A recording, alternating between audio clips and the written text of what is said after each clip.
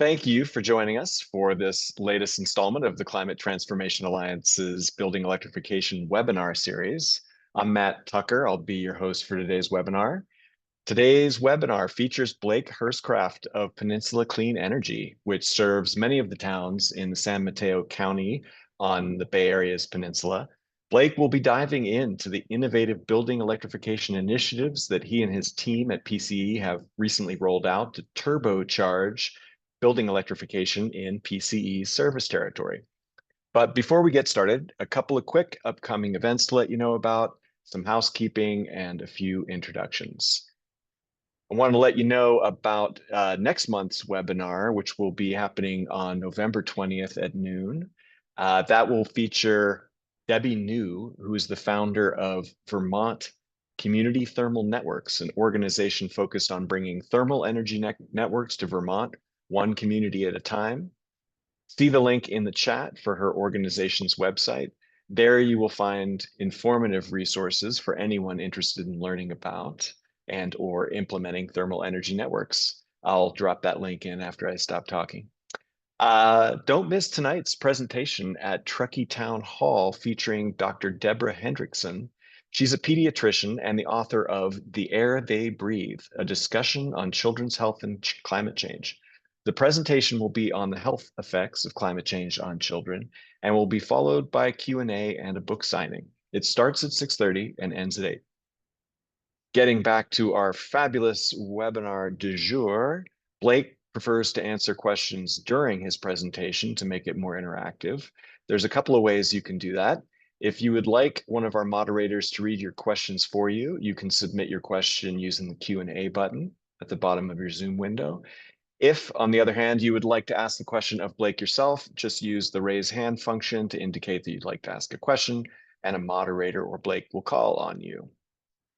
We'll be recording today's webinar. The recording will be posted at a later date, along with recordings of previous Climate Transformation Alliance webinars at climatetransformationalliance.org, and I'll drop the link for that when I'm done talking here. And now I'd like to introduce the folks representing the organizations who are sponsoring this event that we have on the webinar today. As I mentioned, I'm Matt Tucker, co-lead of 100% Renewable Truckee, a local organization dedicated to getting the Truckee-Tahoe region to net zero in a timely manner. Representing the Climate Transformation Alliance and Sierra Business Council, we have Kaylee Reynolds. She's a project manager at Sierra Business Council, where she works at the intersection of climate action and resilience planning. At CTA, Kaylee facilitates and builds networks of public-private partnerships that are planning and implementing emission reduction projects in the Truckee-Tahoe area. Representing North Tahoe Citizens Climate Lobby, we have chapter founder and co-lead Deidre Henderson, who also happens to be the co-founder and co-lead of 100% Renewable Truckee. Finally, we have Blake Hurstcraft of Peninsula Clean Energy. Blake identifies as an environmentalist, a futurist, and an engineer focused on carbon-free buildings and transportation. He has helped design sustainable buildings across 5 continents, including LEED Platinum, 6-star Green Star, and AIA award-winning buildings. Currently, he is the Building Electrification Program Manager at Peninsula Clean Energy, where he's been instrumental in the design and implementation of their building electrification program. He manages to do this while living full-time in Tahoe City, where he's also on the November ballot for a spot on the Tahoe City Public Utility Board. With that, I pass it over to Blake.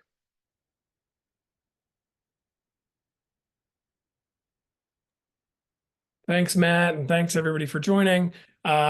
Really appreciative of the Climate Transformation Alliance existing. It's been so good. I moved to Tahoe City I moved to Tahoe, Crystal Bay originally in 2018. And when I was looking for like a group of like-minded people, it wasn't really there yet. So it's just been amazing to see what's been happening over the past couple of years. So thanks so much to everybody on that.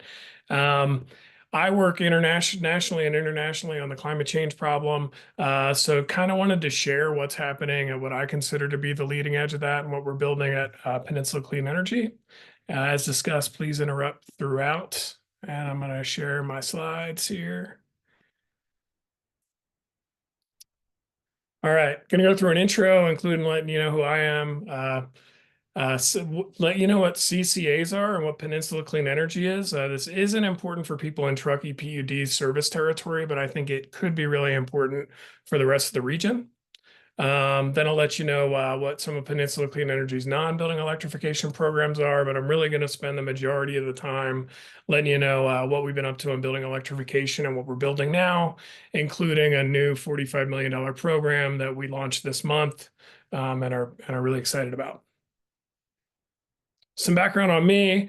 I'm not really good at advertising for myself, but I at least want to have some credibility here. So I've been working in the field since 2006, always on like zero carbon as a goal. I started my career, I'm an architectural engineer and a licensed engineer, designing high performance and net zero buildings. As Matt mentioned, LEED Platinum, Net Zero, AIA awards, all kinds of awards. And these are some examples of those. At a certain point, I felt like I wasn't really having enough impact on one building at a time.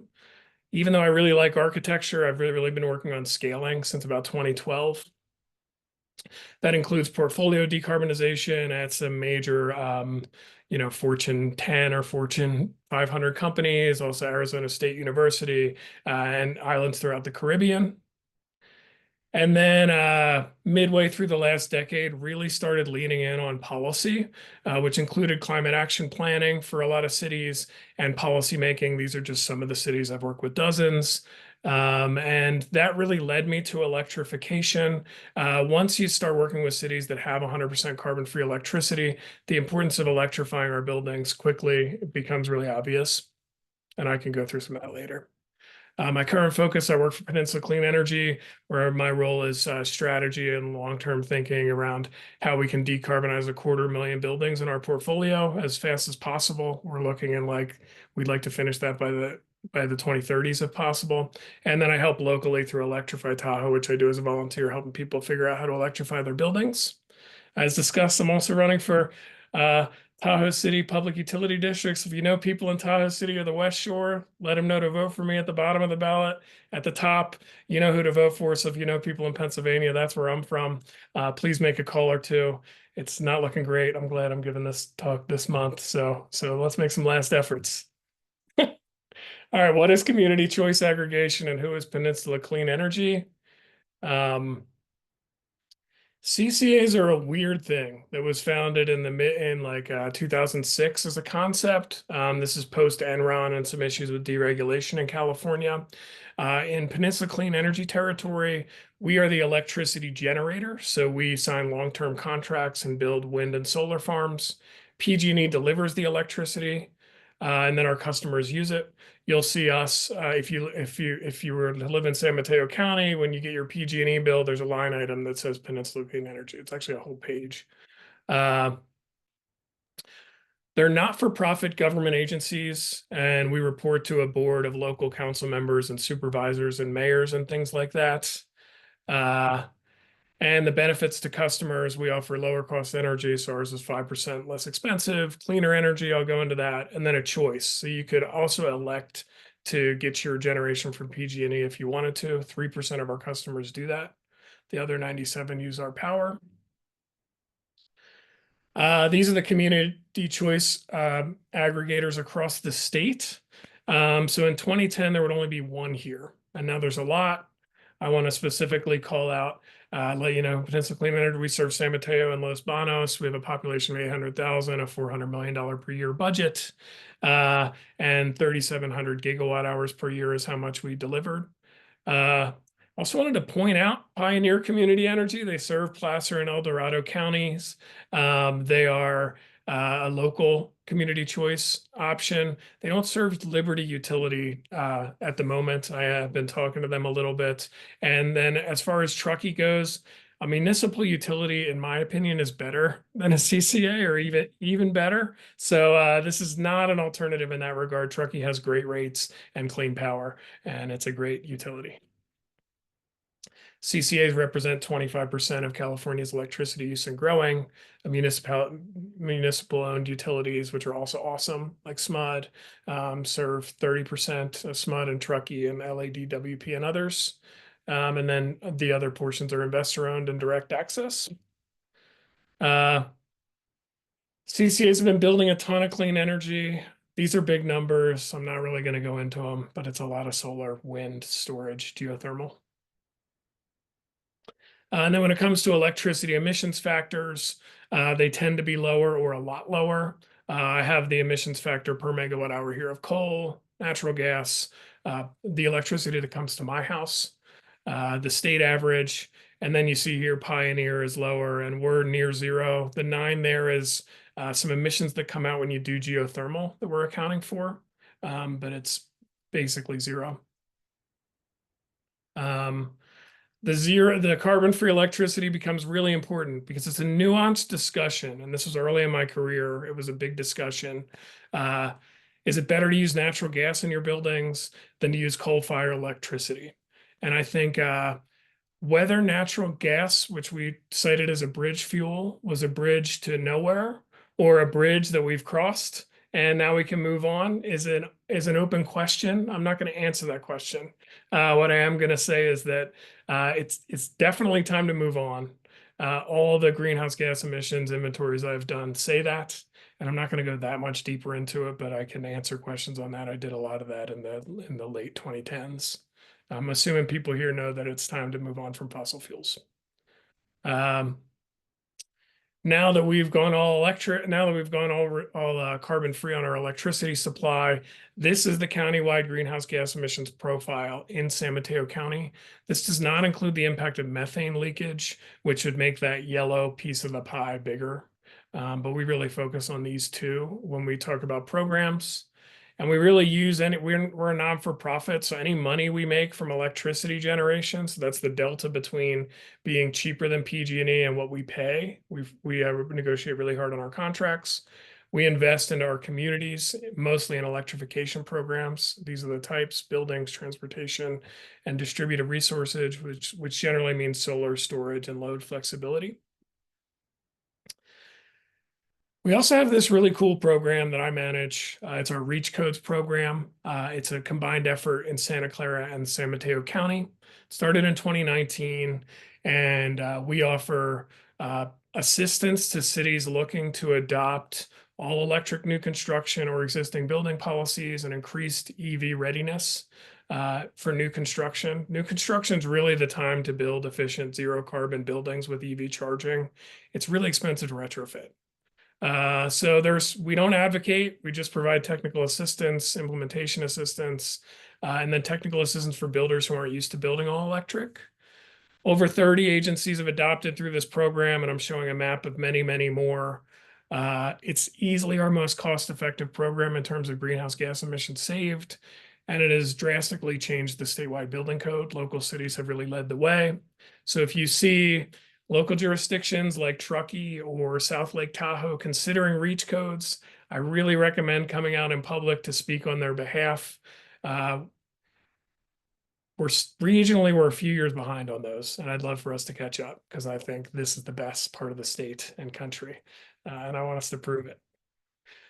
So what's going on with upcoming state policy? This all leads into programs, but this is, I think, really important to share. The 2025 California Energy Code, which goes into place January 1st, 2026, is amazing, and it's a huge change. It's going to require heat pumps for water heating and space heating for most single-family construction and for most commercial buildings, and then existing building requirements for certain equipment, which I'll just take a nod to that later. There's also a huge opportunity for existing building reach codes as a Cal Green voluntary measure. If anybody knows what those are measures that are easy for cities to adopt when they're adopting the new building code, which happens every 3 years. In 2027, the Bay Area Air Quality Management District is planning on banning the sale of essentially requiring zero NOx water heaters for tank type water heaters. So tank type gas water heaters will no longer be sold. We're doing a lot of work to prepare for that. In 2029, that's going to be the same for space heaters. Again, this is in that air district and also the South Coast. In 2030, CARB is planning on a zero emission appliance standard statewide. That's going to include our region. And in 2045, California is supposed to achieve carbon neutrality. That hasn't been heavily defined, but anybody who's in the industry would see that as cutting off the gas line. And I'm going to do some quick math here. So a furnace lasts about 20 years. If you're installing a furnace in 2025, that means that when you retire it next time, you're going to need to make it a heat pump in order if you want us to achieve our carbon neutrality goal. If you're installing a furnace in 2030, you're going to have to retire that thing early or skip out on our carbon neutrality goal. I don't think either of those are smart decisions, which when I used to do these slides in 2018, we had a few years. Now we're like at the time horizon. You can't really keep installing a gas-fired equipment. And I would look to other people as well, like Saul's article on 1 billion machines on that topic. Transportation programs, really quick. These are some cool programs, so I have to give a shout out to my transportation friends at PCE. EV Ready, we do EV charging. I'll talk about mostly a multifamily. Gov EV, so we have 11 government fleets we're working with. Used EV rebates, we've done 675 to date. E-bikes for everyone. We do low income e-bike program. I've heard rumblings of that being launched regionally in one of our local cities up here. We do EV reach codes. So I mentioned all electric reach codes. We also require a lot of additional electric vehicle charging for new construction. And then we have a managed charging pilot that's like for charging to happen based on whether the sun's out and whether we have solar or wind power. So we're working on that. EV Ready, really cool program. We look at how much electric service is not being used at a particular building and then maximize the ports. Sometimes those will be level 1, which is a 120 volt outlet. You're seeing Orange Outlet here, which is a smart outlet company. Sometimes they'll be 240 or voltage or DC fast charging. We offer technical assistance to do all the math on that. We've installed 1,000 chargers, and we have 4,000 more that we're installing at existing multifamily throughout the region. I rented at 14 different places in my life and 10 in California, and EV charging as a renter can be really hard. We're kind of trying to solve for that. DC fast charging is very expensive, so it's not the ideal solution for renters. Building codes. On the bottom, you have years. On the left side, you have a total number of ports. I'm just showing you here. So in the green, we have expected chargers that come from our EV charging policies. And then in gray, expected retrofit chargers at different building types. What you're seeing here by the end, the majority are coming from building codes. I have really good news there. The 2026 building code is awesome. We really don't need to do reach codes on EV charging anymore. If we just follow the new California code, they've caught up to what our requirements have been since 2019. Distributing energy programs, residential solar storage. We offer solar for local government buildings, a community solar program in Flex Market. I'm not really going to go into these as much. Solar works up here, and also we have different challenges with snow load than they do at the coast.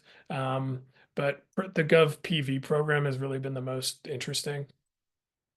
All right, building electrification. This is the main thing I'm presenting on. Please interrupt me at any slides if you have any questions. And if you don't, I'm going to feel like I'm talking to thin air. So I'm hoping that I get called on here. I'm going to go. All right, we got Sam. Can somebody else unmute Sam?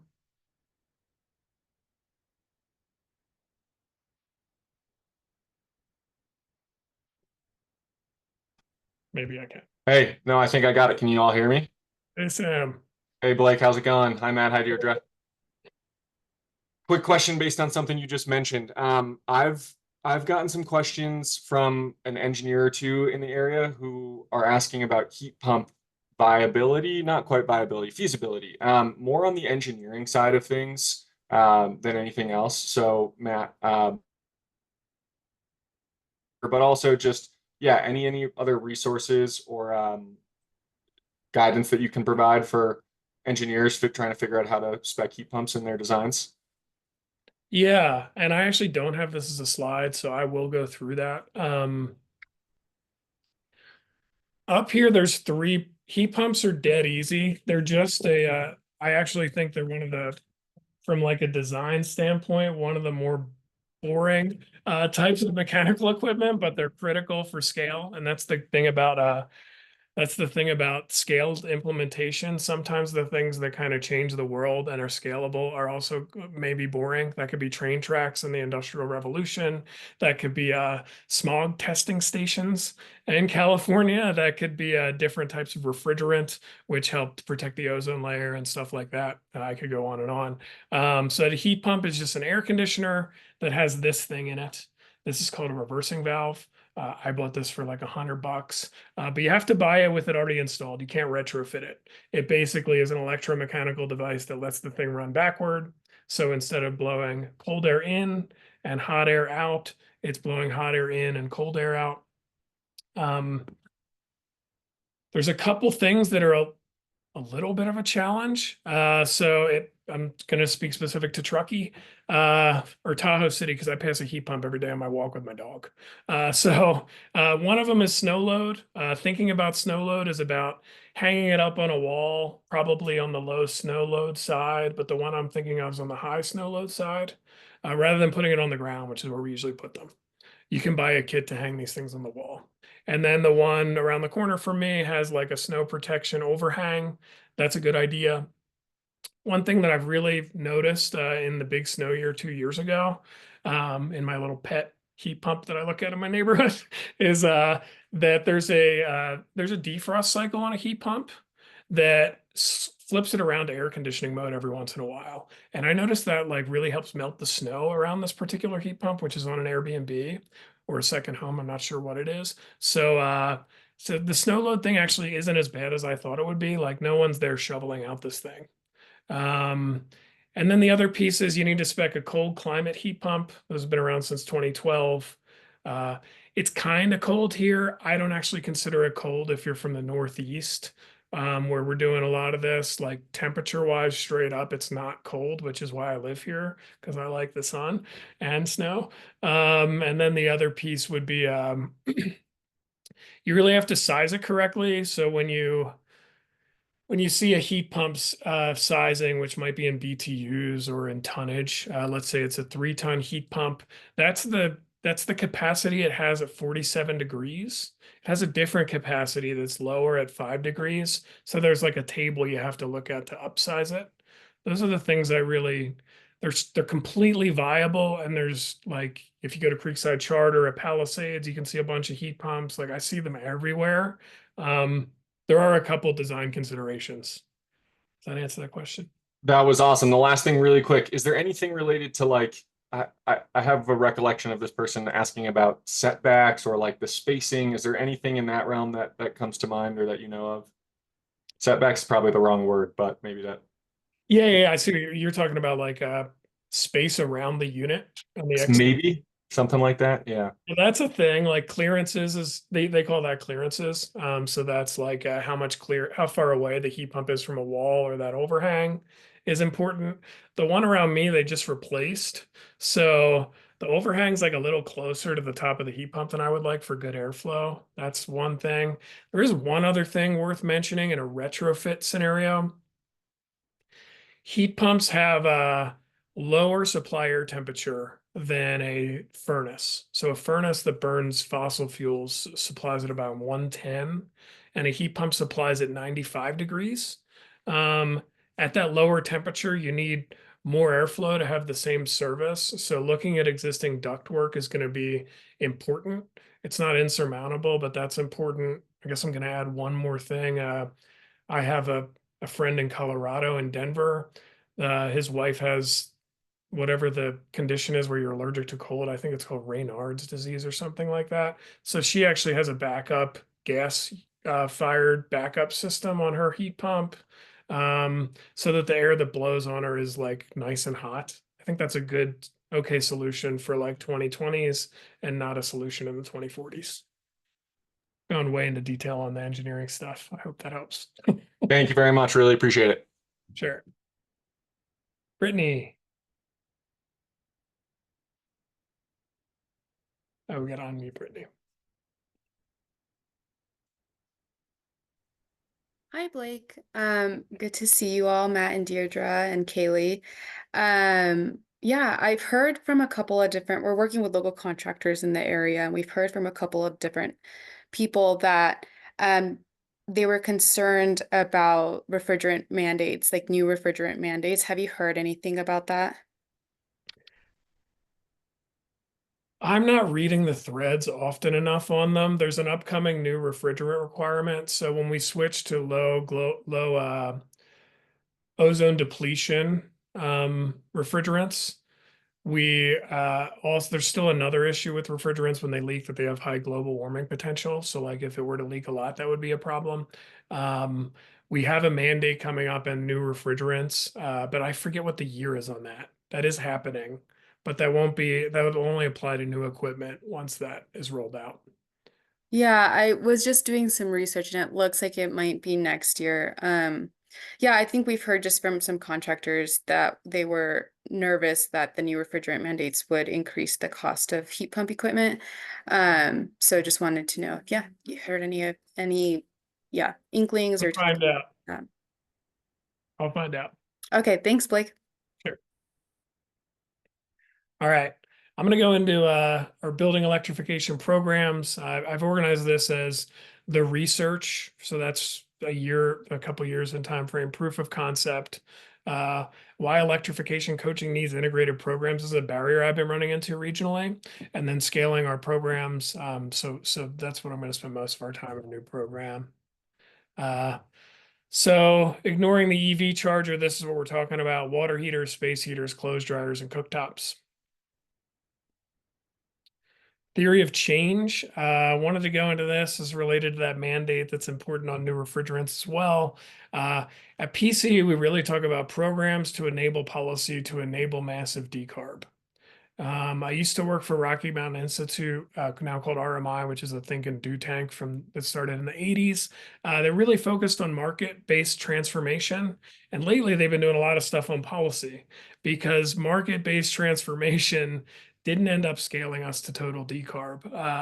The real policy changes that we've seen on environment, which are really about smog control and ozone protection, were really big policy initiatives, and we're trying to build programs that let these policies happen. So this is the program that we're building. We want retail partners, including brick and mortar presence and a developed supply chain, bulk purchase discounts. We're building a one-stop shop website with a contractor network, some calculators, an appliance marketplace that's related to the bulk buy. We just created a call center, so we're going to have a hotline with a concierge to help them through programs and with technical guidance. Turnkey install option and a finance option. I'll talk about those a little more. We also offer rebates, and we really size our rebates to create cost neutrality so that we can then mandate electric equipment on replacement. This is an old slide, so the RFP is over, but we're really focused on hotline, turnkey install option, and some finance options with our current program. So going into finance, we offer a 0% loan for up to 10K. If you do a heat pump water heater or heat pump space heater, you pay that back on the bill. I compare this to like at a dealership, a financing option, or a financing option if you're to, let's say, buy a couch or something. We found this to be a really successful program and really help people who might not have been prepared for an upcoming replacement cost to help them kind of foot that bill. We also offer rebates for heat pump water heaters and HVAC systems. We're doing about $500,000 a month in those. And then the home upgrade program, it offers no cost electrification and minor home repairs for income qualified homeowners. From that program, originally we did only one electrification measure, and I'll build upon that. Was basically a pilot stage for a year and a half. We've done 300 homes through that program. It's been really successful, and we covered the entire cost. Here's some numbers, rebate and loan program. These numbers are all old. So we've done more than that in rebates and loans, more than those heat pump water heaters, and we've done 300 home upgrade projects. And there's some CO2 savings. So this is like that issue where I'm of the conclusion that policy is needed for scale. With all that work and all that investment, we've only touched 1% of homes in the territory. Some good news in terms of how many are replaced per year, because we really want to be electrifying upon replacement. That's the cost-effective time. We're touching 15% of space heaters and 5% of water heaters are electrified when we're replacing them. Those are like pretty good numbers compared to a few years ago. And this is comparing against the 12,000 water heaters and 7,000 space heaters that are replaced in our territory every year. So we're basically trying to fill in those gray bars immediately and make this green circle, this circle that we've touched more than 1% by 2040. We would like that to be 100%. So now I'm going to go into the research. Our program really helped us understand costs. These costs are pretty similar to here. Please note they're in 2020 dollars. So adding inflation, because I did this study in 2020. Single family water heaters to replace a gas tank is 2,000, a gas tankless is 4,500, and a heat pump is about 6,000. In 2020. Right now, our program does it for 6,800 plus the cost of a wire. If you need a wire, if that helps, all these costs have gone up, as we know. It's in our news media every day. But the cost delta is what's important to us. We basically feel as though we need a $4,000 rebate to cover that cost delta and to make a program happen. This is distribution. Single family space heaters. It's bigger, but I am seeing heat pump space heaters go down in San Mateo County. I did not expect that. This is a brand new thing, and I think it's just California getting used to installing heat pumps. California is the #1 state by a long shot in terms of percentage of homes that have gas in them, whereas Florida would be the #1 state in terms of all electric homes. It's shocking. 78% of our homes have gas in them, and that means our installers aren't really as used to installing heat pumps, so they kind of sometimes price risk into that. But we are seeing that cost go down a little. I really didn't expect it. The cost delta between replacing a furnace and a heat pump was 13,000. That's tough to cover. So I'm going to go into air conditioners next. I should note that building an all-electric home is cheaper than building a home with gas. I'm focused on existing buildings here, but in new construction, I don't have this slide. You save about 10 grand a year going all electric, 10 grand during installation going all electric, because piping is expensive for gas and a gas meter is expensive, and you kind of have all those savings if you go all electric. So that's a big benefit in new construction. Something I want to note here, every color here is somebody's home who got a bunch of heat pump quotes.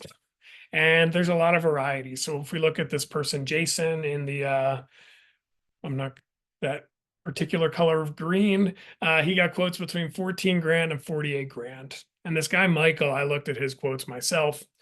The one for 16,800 and the one for 29,900 were basically the same. So you just see a lot of variety from different contractors. And I'll go into how we're kind of dealing with that to try to ensure make it easier to get low cost without getting a bunch of bids in our program. This slide is super complicated. I just want you to look at the bottom row. If you're replacing an air conditioner, it's basically either cost neutral or up to 3,000 more at the coast to make it a heat pump. Here, you might need to upsize it if you're adding an air conditioner. People are starting to add air conditioners, so maybe it is 3,000 on average to turn it into a heat pump when you're replacing. So for us, what that means is we would want a $3,000 incentive in order to make those costs neutral, so that we can require when someone installs a heat pump, an air conditioner, they also spec it with this little device, the reversing valve. This is complicated because there are a lot of different ways to install an air conditioner / heat pump / furnace in a residential home. Dryers and ranges, they cost the same whenever I'm in a Lowe's or Home Depot or something. I look at both and they're next to each other and they cost the same exact dollar amount if they're electric or gas. Fun fact, gas dryer and the electric dryer came out the same year in the 1940s. They're just a little different. So the average cost, we estimate it was $32,000. 28,000 to 32,000. Reference these numbers later. This was my projected average cost in 2020 to do whole home electrification. And that's important because we like want to figure out how much it's going to cost for programs. Let me know if there's ever any questions on these. And I want to talk about rooftop package units. This is a random Kohl's with a bunch of rooftop package units, the most boring piece of mechanical equipment in the world, and also the workhorse of decarbonization. So we did a cost study on these. When you're replacing these, which you see on a lot of low rises that have air conditioning, I'm going to look at the medium size because that building had either medium or large ones. The cost difference when you're replacing them to go heat pump is like $750 on a $38,000 install. They're the same size and everything. And this is really focused at the coast. It's roughly equivalent depending on building type here. It's just a really smart time to electrify these when you're replacing them. When I've specified these before, it's kind of like when you would pick a car and either do automatic or manual transmission. It's basically the same price. It's just a different flavor and it's the same package. Really good opportunity for policy making, and that's why the state has required that in 2026, when you replace these, you got to make them heat pumps. And that's the first state existing building electrification measure that will occur. And I wanted to talk about panel upgrades. We're still in the research portion. Do we really need panel upgrades? Unfortunately for me, and fortunately for others, I had spent 2 years diving into this topic. Because panel upgrades can be really expensive and service upgrades can be expensive. Shout out to Liberty Utilities, who offers to, when you're adding solar and I think EV charging, if you have 100 amp service, they have a streamlined process to upgrade that to 125 amps. It's really cool. I've been sharing it with utilities around the state. That's because what you really are replacing, and I wish I was out front here, is like a wire that hangs from your house to the street. It's kind of expensive to replace that wire in the panel. It's really expensive to replace it if it's underground, because trenching is one of the most expensive parts of construction. So if we can avoid these, it means I can, instead of spending $30,000 on one house just for the panel replacement, I can electrify a whole other house. There are 3 reasons we replace panels. If they're capacity constrained, which is entirely what I'm going to focus on here, is one. So a 100 amp panel is what we talk about, or a service. My house was built in 1960, the one I'm in here, which is my only house. I was built in 1968 on a 100 amp panel, and it was all electric. Unfortunately, it was gasified in the 90s. I am re-electrifying it. I do not plan to upgrade anything. So here's an example of one at elevation with inefficient electric equipment. I have baseboard heaters in this room. Space constrained panels. Those are panels that don't have enough breaker spaces. The solutions to those is a sub panel, or it's really cheap to replace a panel just to add more breakers, or use these other devices that I'm not really going to go into, but I can help explain. And then there are ones that are unsafe to use. Zinsco, Federal Pacific. If you have these panels, you're probably going to need to replace it at some point. They're dangerous to work on. So not focused on those either. They're relatively inexpensive to replace. It's the service upgrade that's expensive. And in PG&E territory, it takes forever. Like 6 months to 2 years. And that's something we really can't afford from a timeline perspective. First, some data analysis. Okay, the blue line represents all the homes in our service territory. So percentage of homes is on the y-axis. On the x-axis, I have the peak amperage that home ever saw in a given year. So what you're seeing is like the typical condition is that a mixed fuel home, so a home that has gas and electric, the peak it ever drew through its panel was 25 amps.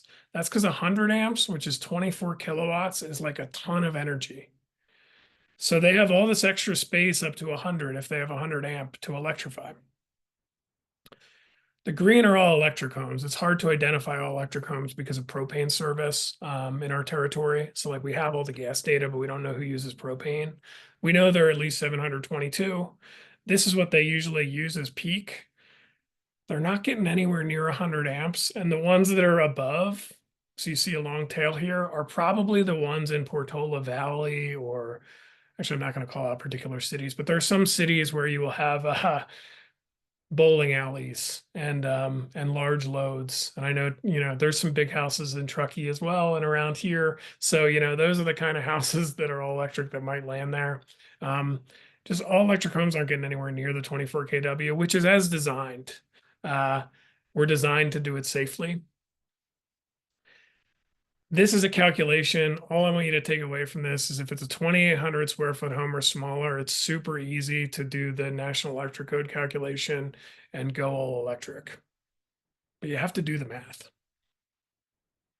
Not really going to go into this one. All right, then another piece of research. This is something I've been running into as a problem, both in San Mateo County and here. Go ahead, Matt. Yeah, I have a question about the way that the load is calculated. Like, my understanding is that there's sort of requirements based on code on how electricians count the load of a particular device. So they're kind of constrained by this probably overly conservative way to calculate loads that probably don't frequently overlap. Is that something that you've seen or aware of? Yes, really good question. This is how that calc works. So for the first 8,400 watts, for the first 8,000 watts, you multiply 3 watts by the square footage. That accounts for lighting and plug load, and that is very old. That's based on like CRT TVs, which are the old boxy ones that some people here are even too young to have ever had, but I grew up with. And then incandescent light bulbs. The rest of them, you get to take a 40% diversity factor. That means that things aren't going to run at the same time. That's me counting through these. So this is like the wattage on a typical one for each of these. And then for the heat pump or the air conditioner, you're not allowed to take that diversity factor. That's just how the code works. This total calculation is how you get to the top level. So I will give you, like, on this one, I have one cool thing. Like, I don't have the EV charger in here because what I would use is a circuit throttler, we call them. That'll measure the total kilowatts on the home and then reduce like the amount of energy that's going to the EV based on the total kilowatts. That there's also things called a circuit splitter. So my house is wired so that if my range turns on, my hot tub pauses and the water stays hot. And I don't really think people usually eat while they hot tub, but that's a way to like use one circuit to also get a hot tub. Those are some cool things we're starting to use more and more of. All right, electrification coaching, some problems I've been running into. These are the questions I get. What do I install? What rebates are there? How much will it cost? What contractor do I use? Will I need a panel upgrade? Can I fix this tomorrow? My water heater is broken. Will it save money? And what about backup power? A lot of these are easy to answer. Some of them you really can't answer unless, did I add this here? Oh, I didn't. Let me give the nose. So how much will it cost? At PCE, we're adding, we have fixed pricing now through our program. What contractor do I use? We're adding contractor partners. I don't have them up here. Will I need a panel upgrade? You do need an electrician to do the math. We have a partner there. Can I fix it tomorrow? My water heater is broken. We're building an emergency water heater program. So these are the things that, like, even if I'm an engineer and I can give you a cost range, I feel a lot more comfortable if a contractor's giving you that cost. And that's what we've built. So let me start with proof of concept on whole home electrification. I'm going to focus specifically on price and panels. The average price, now this is in this year's dollars, we did 9 homes. The average price was $36,500. That includes minor home repair. The electrification price was $36,000. So given inflation, that's similar to the $32,000. This is what we've installed. And then I just wanted to share 5 of the homes were 100 amp and they didn't need upgrades. So there's an example of whole home electrification without upgrading. Our new program we just launched, we're doing the 100 amp whole home electrification thing over and over again. Oh, here's my red slide. Sorry about that. So really having contractor relationships is important. And I thought about a concept called design build, which is a certain way that you build a new building where instead of the architect designing it and then a contractor bidding it and building it, you actually bring them both in at the same time.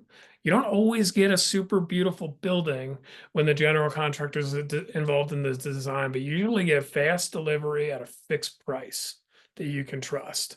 And that's great. That's how all universities design them. And we have designed beautiful buildings that way as well. So what we have here is a program implementer. I'm going to call them the designer in design build. And then we have 3 contractors that are part of the contract and agreed to fixed pricing. This is a partner program that's $45 million between Peninsula Clean Energy and Silicon Valley Clean Energy. But the important part here is really that the contractors are ready to take the jobs and agree to fixed pricing. I don't have a slide on this, but we're requiring prevailing wage because I want the workforce to be paid better than they are now by a lot. I want them to be able to buy homes in the territory. And then we also, they don't have a cost of procurement. They don't have to go out and bid a job and then not get the job. We're just giving them leads that are hot and ready to go. So we're really excited about that design. And it would really help with answering some of these questions. What does it cost? Well, I know what it costs in San Mateo County because I can send somebody out and do it for that price. Does it need a panel upgrade? I can send an electrician out. So the big program, we've done the research, we've done the pilot. We're doing a full service installation program. Similar programs are currently being kicked off by the California Energy Commission, Palo Alto, and Marin Clean Energy, as well as our 2 organizations that are partnered. We're really excited about it. The programs look pretty similar because I'm coming to the conclusion that there might only be one way to skin a cat, and I'm pretty confident this is the way. So what we're doing here is we're scaling the whole home. Our pilot we did the pilot 9 homes, but the other homes only got 1 measure. We're increasing homes impacted per year. So last year we did 9 whole homes. We're planning on doing over 200 per year. We're adding one-stop shop services, a concierge service. We're actually doing that in-house. But I know SBC is doing a service here, so that's very exciting. And then full service installation. That's that thing I just talked about that I really think we're going to need here if we want like everything to be scalable and fast. We really are going to need contractor relationships that are tight. And we all know how tough it was to get a contractor a couple years ago. I don't want to run into that anymore. So our program has 3 components: income qualified, no cost electrification, no cost whole home electrification for low income residents. We're defining that as 80% area median income, rather than like a federal type definition, but that's a common state definition. So if the area median income, God, I don't know it here and I'm upset about it. Let's say it was 100 grand a year household, then $80,000 or below household would be that threshold. It's higher than that at the coast, lower than that on average in California. It might be 80 here. I just don't have the number offhand. We're also offering market rate, low cost electrification. I'm really excited about this. And the low income program helps make this possible. So with the low income program, we're going to electrify a home every day. And that means we have dedicated crews and dedicated contractors that we can also call into a cost share program for non-low income customers. So you can call us. We have a fixed price. We're going to integrate all the rebates, including ours and others. And then hopefully find an automated way to do that. I heard there's some pretty cool people out there like Resolve that could help do automated rebate processing. And then we're doing an emergency water heater program. We'll electrify your water heater when it's broken within 72 hours. And if we can't do it in 72 hours, we'll install a gas loaner and replace it within 6 weeks. Here's where we are. We've been doing program design all year. We're launching right now. We basically soft launched this month, and we're launching like with a hotline next month. And then wanted to go back to that cost that I had predicted earlier, that we had analyzed. Here's an example from, now this is from 3 weeks ago. I made this slide for a presentation in Napa County. This is the cost that it's going to be on at this particular home, which is a low income home in a low income part of town, which is East Palo Alto. Total cost for whole home electrification were 29,000. So right near that number, but that was with $20. This is current dollars. One thing that helped there is we're seeing that most homes have 3 or less gas appliances. They don't have 4. So here the range was already electric. So they were doing the dryer, the heat pump, water heater, the HVAC system, and these are some other. We also added insulation, so they save money. Another thing that's exciting, because this is my last slide. Of those 9 homes, I just did the analysis today, looking at their year-over-year bills, and they're all saving money. The average savings is $28 a month. So we only have 7 months of data, so that's early. But $28 a month per savings, and that ignores the big utility cost increases we had over the same year. We haven't even normalized for that yet. So in our territory, electricity prices, this is PG&E's prices essentially, went up $50 a month. And so these people are seeing $28 a month savings, ignoring the 50. So they're really seeing like $80 if we normalized per month savings, if we had normalized for prices. Liberty and Truckee have much lower prices than PG&E, so expect to see some more savings there. And I'm open for questions. I did these slides earlier.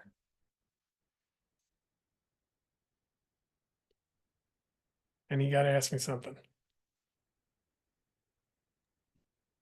Let's see. Deidre, do you have the list of questions handy? Yes. So, could you explain to us again where PCE gets the funding for these programs? Yes. So we fight really hard for long-term procurement contracts that are really well negotiated. So we build wind and solar and geothermal farms, or we sign on for somebody else to build them. It's basically a giant PPA and a promise to buy power for 10 to 30 years. And somebody else builds these huge things. So we get good deals there. And then we charge 5% less than PG&E. So we take whatever PG&E would charge for generation, and we charge 5% less than that. The difference, so we basically buy and sell $400 million worth of electricity every year. Mhm. The difference between that, a shareholder-owned company would call a profit, but we call it a margin because we're not for profit. And we put all that into our decarbonization programs. And it's the same for all the other CCAs. We were formed in a really lucky year, but the other CCAs all have programs. I talk to them all every day, and they're all decarb. It's not like CPUC dollars, which are really hard to use and can make programs tough to design. It's like, it is ratepayer dollars, but it's from that margin that would normally go to a shareholder. It's basically why it's good to have a not-for-profit utility. And how much does that generate for you in terms of your program? How big can your program get from that funding? Our annual program's budget, I should know this offhand. I forget if it's 15 or 30, but I think it's $30 million a year. That's paying for like the EV programs, the building electrification programs, and the other one. We have a 3-year, $30 million program. So it's 45 million between us and our partner agency, but 30 total. What's interesting about it is we had a $4 million state earmark. So that helped add to our $25 million plan spending. And then we're looking for other opportunities to combine it with other funds. So if we get some money from Inflation Reduction Act, which we will, that'll just mean we can serve more homes. If we get money from the CPUC for energy efficiency, like the energy efficient air conditioners that are part of this project, that means more money. So that's specific type of funding that like Liberty has to apply for and stuff. So that's our plan, because I don't think we're going to be able to grow our own budgets that much more. So we're going to need to find like shared funding opportunities from federal, state, and investor-owned utility. When you're doing a loan program, presumably you're getting those loans repaid, right? So you're essentially have kind of a revolving loan fund? Yes, we have 2 revolving loan funds actually. So that one we get repaid. We don't really treat that like a revolving loan fund, and that does cost us something. The 0% number costs us money. And we do see people with high incomes who are smart with time value of money take advantage of that. And we're happy about that. We also do have a revolving loan fund that I manage for government buildings to go all electric. So that's like helping pools install heat pumps to heat their pool and stuff like that. So yeah, but we do get that money back. And people really like that program. So I recommend it to Truckee. You seem to have contractors that are a part of your program that you can rely on and call on, you have agreements with. As your program grows, do you think that you're going to have some kind of contractor training component?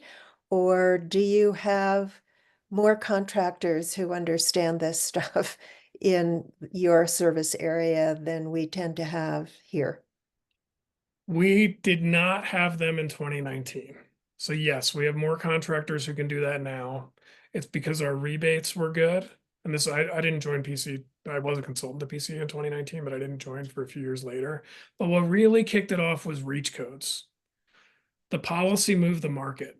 All these, I've been to maybe 200 city council meetings on reach codes. I was at one on Monday and we passed a new one unanimously because it's easy now. And it was scary and hard. And there's a million reasons not to pass it in 2019. And they were all just kind of fear. So having the policy really moved the market, and the market's really there for us now. That's why our lack of reach codes up here sort of bums me out. It means that the contractors don't see what's coming. And I would rather have them have a few years to see what's coming than like a mandate hit in 2030. Because it takes like 2 or 3 years to get used to installing something. So one theory of big changes is that you start with early adopters and then you grow by incentives, the carrots, and then you sort of clean up at the end with the legal or regulatory requirements, the sticks. But I take it that your feeling is that you need both the carrots and the sticks at the same time. Yes, and I think we could see that with the electric vehicle market as well. CAFE standards were the stick that was kind of hidden in the background for automakers, and the carrots were the clean vehicle rebate program. But they kind of worked hand in hand. You just didn't really see it.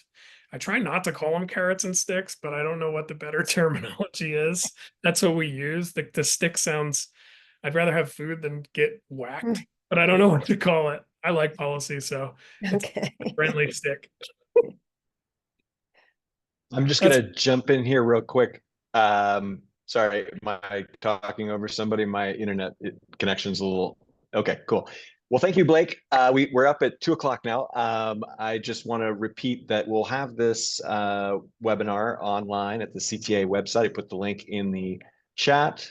And thank you, everyone, for attending. And thank you, Blake, for presenting. That was wonderful. Thanks a lot. Bye-bye. Bye, everyone.